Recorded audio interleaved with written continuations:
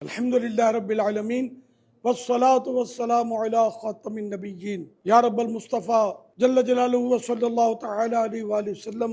तेरे करोड़ा करोड़ एहसान के आज माह रमज़ान करीम की 27वीं शब नसीब की शब जुम्मा भी है, कल जुम्मतुल वदा भी है। अल्लाह पाक कबूलियत की घड़ियाँ हैं। अल्लाह पाक सारी उम्मत की मग़फ़िरत कर दे।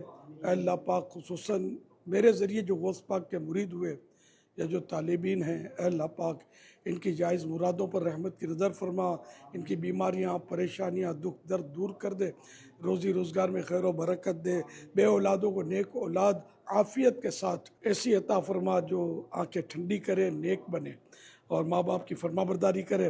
अल्लाह पाक बेरोज़गारों को हलाल व आसान रोज़ी दे। या अल्लाह पाक जो बीमार हैं उनको सेहत दे। इलाही सब पर रहमत की नज़र फरमा, सबके सदक़े मुझ गुनाहगारों के सरदार को भी बेहिसाब मग़फ़िरत कर दे और दुनिया और आखिरत की भलाइयाँ मेरा मुक़द्दर कर दे।